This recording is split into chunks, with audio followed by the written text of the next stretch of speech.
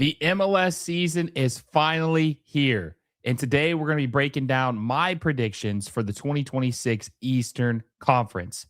Now, everyone feels pretty optimistic heading into the season because everyone has the same record. Most teams have made some additions, but it's not going to end well for every single team. There has to be a last place team and there has to be a first place team. So I just want to say that because there's always people that get upset with my predictions, but this is just what I think. And I want to get into it and tell you guys who I have finishing last all the way to first. But before we get into that, make sure you guys like this video down below. Subscribe to the channel if you haven't already. We are 120 subscribers away from 12,000, getting very close. So make sure you subscribe if you haven't already and hit that little bell notification so you never miss any of our videos. So let's get into it. At number 15, I have Montreal. Montreal is one of the least ambitious teams in MLS. I call them sloppy seconds FC because they normally take everyone's unwanted players onto their team, and that's how they build out their roster. And that's exactly what they've done this offseason as well. They have Marco Donadell as their manager. I think he's technically still the interim manager. Maybe he got the full-time gig, but Montreal is a very unambitious team. They finished 13th in the Eastern Conference last year, 6 wins, 10 draws, 18 losses, and conceded 60 goals. Their big move that they made this offseason was they took Toto Alvarez from Inter Miami on loan. I just don't think they're going to be much better than what they were in 2025. They also lost Dante Sealy. I think they're going to struggle a lot. I think they're going to be probably the worst team in MLS in 2026. And I feel really bad for their fans. They definitely deserve better. At number 14, we have the New England Revolution. I feel so bad for the New England Revolution. The New England Revolution really haven't been very good since Bruce Arena was fired. And they fired Caleb Porter after hiring him. He didn't work out.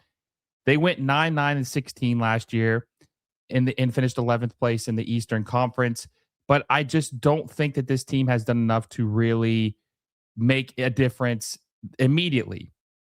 I mean, they still have Carlos Hill, who is an MVP of the league, very good player. Surprised they didn't move off of him, not because he's not good anymore, but because trying to get some assets for him, trying to rebuild in the younger movement completely. But he's still here. I honestly thought maybe he would have, they actually signed to a contract extension too. I honestly thought they would see if he would move or trade him into the league, or maybe he would go back to Spain, but he's still here. They signed a couple U22s. They signed Brooklyn Reigns. They did let go of Tomas Chocolan, who was a DP forward for them. I just don't think this team is ready yet. Under Mitrovic, Marko Mitrovic is the manager. I don't think they're ready yet to truly be one of the better teams or compete for a playoff spot. But I have them at 14th. We'll see what happens. I could be wrong, but we'll see what happens with them in 2026. At number 13, I have the New York Red Bulls. The New York Red Bulls are just 2 years removed from making an MLS Cup final under Sandro Schwartz. He leaves New York Red Bulls. They hire Michael Bradley, who is USMNT royalty because he played for the national team, because his dad was the coach of the national team, and they're going in a new direction. They finished 10th place last year. The big signing they made last year was Choupo-Moting, who actually was pretty good for the Red Bulls in 2025, considering he was 36, 37 years old. But Emil Forsberg, their big signing in 2024, they just really haven't utilized him correctly by giving him the players around him that he needs. Also, they sold Noah Ellie, who I thought was pretty good, the Swedish international, 6'5". Thought he had a lot of promise. He's a U22 signing, but thought he had a lot of promise. They let go of him. They sell him. Their big signing this offseason was Jorge Ruvalcaba, and we'll see what he can do, but it just feels like this team hasn't really capitalized as much as what they need to do heading into 2026, especially after they finished 10th and they were in the MLS Cup in 2024. Very sad. We'll see what happens. We'll see what happens with the New York Red Bulls. At number 12, I have Toronto FC. Toronto FC has been cursed since 2019, honestly. After they went to the MLS Cup final, they've been cursed. They've had very bad signings that haven't panned out, like Lorenzo Insigne, Federico Bernardeschi, all kinds of different things. Well, they've cleaned house. and they fired Bill Manning. They have Robin Fraser as their manager. They made a difference last year by trying to go more in the proven, established MLS route with DPs. So they bought Jordy Mihailovic last year, who played very well for them from the Colorado Rapids, and he played well for Toronto FC. And they're trying to sign Josh Sargent from Norwich. I also want to mention they signed Walker Zimmerman from Nashville as a free agent. He, pretty solid signing. Not DP worthy like he was in Nashville, but he's still a very solid signing. But they're trying to sign Josh Sargent as their big fish signing, right? It hasn't happened yet. It's February. Season's about to start. Looks like that's going to be delayed. And that's why I have them so low, because I don't know if they're going to be able to sign him. I don't know how long it's going to take. So they don't have a true striker. If they had gotten Josh Sargent, they would have been higher up my list, but they don't. So that's why I have them at 12th. And I think that they're going to struggle a little. They're going to be competitive, but they're not going to have luck on their side and win most of these early games. I've got Toronto FC at 12. Hopefully they return to their glory, because the league's better when TFC are a good team. All right, at number 11, I have the Columbus Crew. Now, some people will be upset with this because the Columbus Crew have been so good the last couple of years. They finished 7th place last year under Wilfried Nancy, but Wilfried Nancy left. He left for Celtic, and he got fired like 3 or 4 weeks later, which is crazy. But when they sold Cucho Hernandez last year, it just never was the same. It never was the same after they sold Cucho Hernandez. They didn't replace him until the middle of the summer with Abu Ali from Al Ali, the Palestinian International. And I just feel like this team is kind of a huge question mark right now. They got a new manager in Henrik Rydstrom, who I'm not sure if he's going to fit. Like, he looks good on paper. He's won the league. I think he won the league at Malmo a couple times, the Swedish first division. But I just don't know what his identity is. I don't know how he's going to transition to MLS. Darlington Nagbe, an MLS legend, retired. I just feel like there's a lot of question marks with this team right now in 2026, and I just don't know how good they're going to be. They struggled last year. They have a new manager, and they lost some key players. I'm going to be curious to see. And also, like Max Arfston, who has been very good for the Crew, looks like he will be sold this summer as well. So a lot of question marks for the Crew. I'm not very high on them. I've got them finishing 11th. At number 10, we have DC United. Now, let me preface this too. When I'm talking about range 7 through 10, I think any of these teams could be interchangeable and make the playoffs. So even though I have DC United at 10, I think they still could finish in the playoff race. They could still make the playoffs. So I just want to point that out. DC United, they finished 15th last year, but they had a great offseason. They hired Rene Weiler last year, probably August, I think, maybe even September. They hired him after firing Troy Lessin. And they've had a very active offseason. They signed Luis Mentino, DP from Romania, striker. They paid like $7 or $8 million for him. They signed Ty Baribo from Philadelphia, paid like $4 or $5 million from the Philadelphia Union to get him. He had 19 goals in MLS. Some say he's inconsistent, but I still think he's pretty damn good. I mean, 19 goals is nothing to discredit. And then they obviously signed Sean Johnson from DC United, who's a veteran in MLS, played for the Fire, New York City, and Toronto FC. I really like what they've done. Now, they did lose Christian Benteke, but I like what they've done to replace him, and I think this team is going to be much better after finishing dead last in the Eastern Conference in 2025. I think they're going to be a very competitive team in 2026. I have them finishing at number 10. At number 9, I have NYCFC. NYCFC was very good. They made it to the Eastern Conference Final in 2025 under first-year manager Pascal Janssen. Now, they lost a key player very late in the season in the playoffs, Alonso Martinez, who was their Golden Boot striker, Golden Boot, like leader of the team in goals. I want to say he had 17 goals last year in MLS play. He tore his ACL. Their goal was to sign a replacement for him this offseason. They had something lined up. It fell through. So they don't have a true striker to replace him at the moment. They lost Justin Hack to the LA Galaxy. It just feels like this team is naturally going to take a step back as the team is currently constructed. I have to preface that. This is how the team is constructed right now. I think they're going to take a step back in 2026. They're going to be in 9th place, which is a shame because the CFG-owned club after making the Eastern Conference final with the money their club has, you would think that they would maybe be able to fine tune their roster and get some players that would help round out their edges that they had in 2025. At number 8, we have Atlanta United.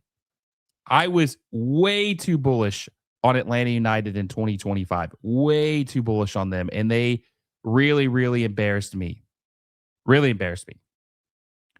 I thought that they were going to be a top 3 finisher because they signed Miguel Almiron back.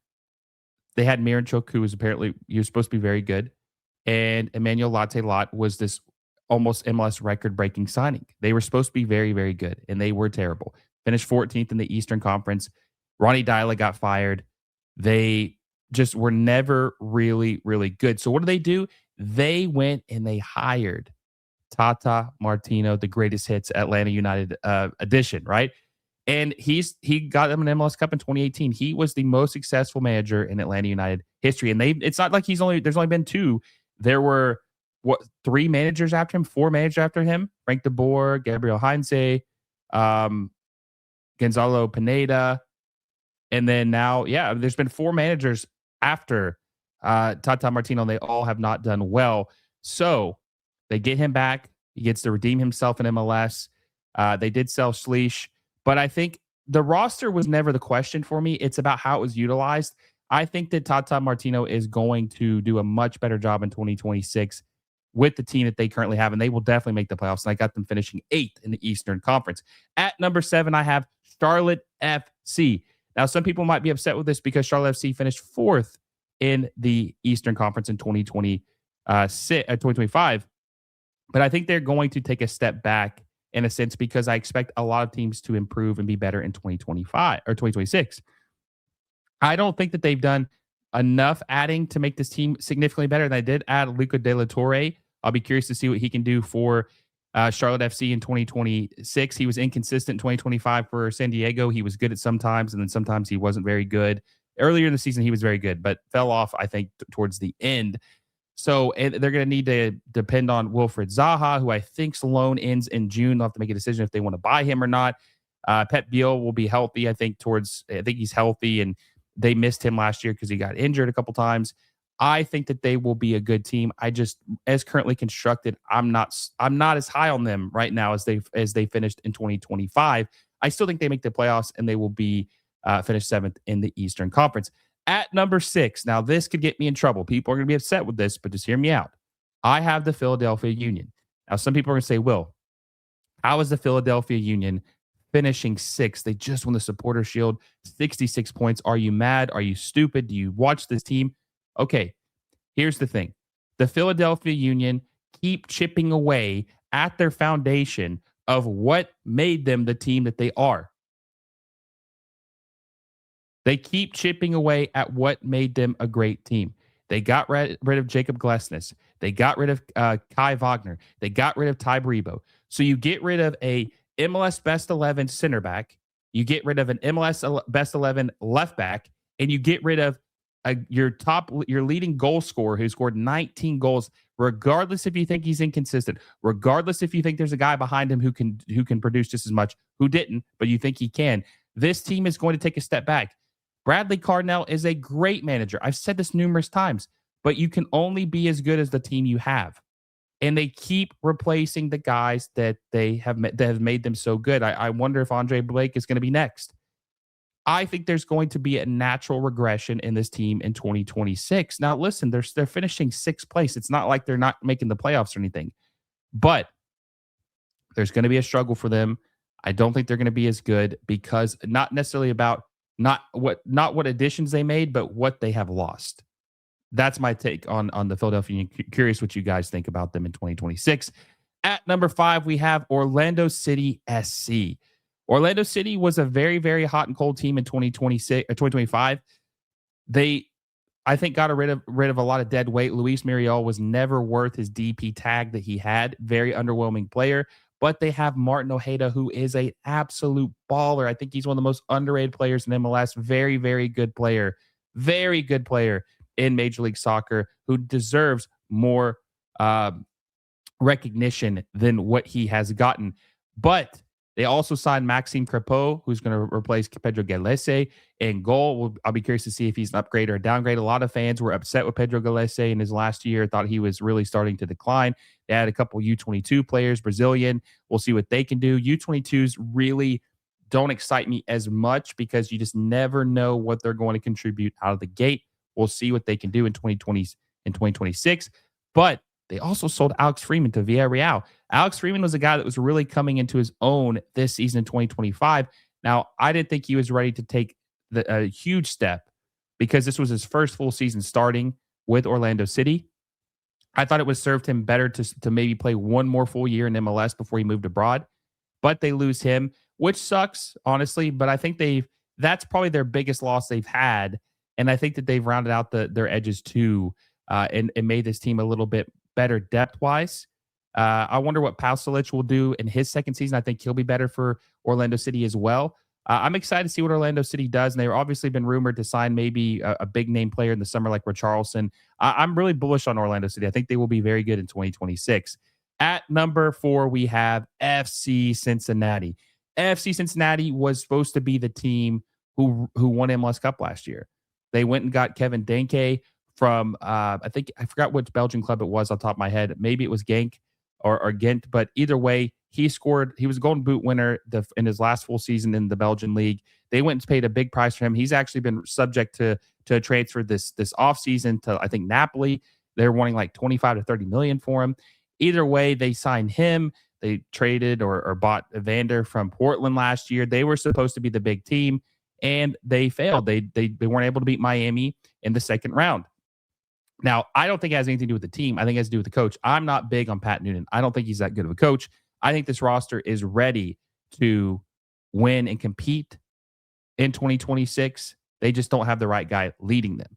And as far as additions they made this summer or this winter is Brian Ramirez. Key losses was Luca Orshano. I think they'll miss him.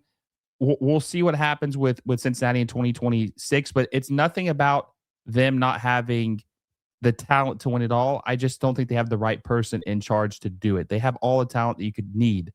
And they also lost Brenner, who was on loan in 2026, which was an absolute steal. They weren't able to make that work to keep him. I think his salary was too much, but we'll see what they can do in 2026. But I'm not as high on them because of Pat Noonan, but the team is so good that they're going to finish top 4. At number 3, we have Nashville SC. Nashville was 6th place in the Eastern Conference. BJ Callahan is one of the best managers. And when I say 6th place in 2025, BJ Callahan is one of the best managers in MLS. Absolute stud when it comes. I want him to be the USMNT manager at some point in his career. He is very good at getting the most out of his players. And Nashville was a thorn in your side team in 2025. Now, they weren't able to really beat Miami because Miami was they were the MLS Cup champs. It's hard to beat Miami. Miami kind of had their number, but in 2026, I think they're going to be much better. They lost Walker Zimmerman, who was a DP. He was not worth a DP spot. But they replaced him with Christian Espinosa, one of the most underrated players in MLS, an absolute stud who is the creator that they have been missing. He can score. He creates chances. He is something that this team has needed. And having a DP trio of him, Hani Mukhtar, and Sam Surridge is going to be lethal in 2026. I'm very bullish on Nashville SC. Now, I am a little concerned about their back line. We'll see how they do to replace Walker Zimmerman. But I think this attack is going to be, and they sold Jonathan Perez too. I think this team is going to be very fun in the attack. I am curious about the defense, but the attack is going to be much better. And I think that they're going to be one of the best attacking teams in MLS in 2026. I have them at 3rd. At number 2, I have the Chicago Fire. Now, the Chicago Fire made the playoffs for the first time in 2025 since 2017. It had been an 8-year drought, and it was only the 3rd time they made it in the last 15 years. Now, Greg Berhalter is a very, very polarizing figure in soccer, especially in U.S. soccer. But I do think he's done a good job of rebuilding this team, and I'm very, very high on them. And I think they're going to have a really good summer, Chicago Fire. I think they're building something special. Hugo Kuipers is a stud striker. Philip Zinkernagel was very, very good in MLS. He was like the most underrated signing in MLS in 2025. He had 15 assists, very good player. Jonathan Bamba, I think, is going to have a better season. They made a couple signings from South Africa as defenders, highly touted players. I think that they've added the right pieces, solidified the back line. I think Chris Brady's going to have a good season in 2026. I think this team is going to be dangerous. This is going to be a team I think is really, really good in 2026. I'm very, very high on the Chicago Fire. And if they sign another DP in 2026, like maybe Robert Lewandowski, who knows what happens. But the Chicago Fire, I mean, they're a team that you really need to watch for. And at number 1, we have Inter Miami. Inter Miami finished third in the Eastern Conference, but they won MLS Cup in 2025. And they didn't just sit idle. They lost Jordi Alba, they lost Sergio Busquets, but they went out and they made their team better. They lost Chelo Wengit as well. They bought out Ustari. But what did they do? They went out and got Herman Berterame. They went and got David Ayala, Sergio Reguilon, Mikael from Palmeiras. They went and got Facundo Mora from Racing. They have, and there might be someone I'm even forgetting. Oh, Dane St. Clair to play goalkeeper. They have tried to make this team even better than they were in 2025 because they're trying to win MLS Cup. And they've also had a youth movement, getting a bunch of younger players to help make the job easier for Lionel Messi. Inter Miami is the best team in MLS.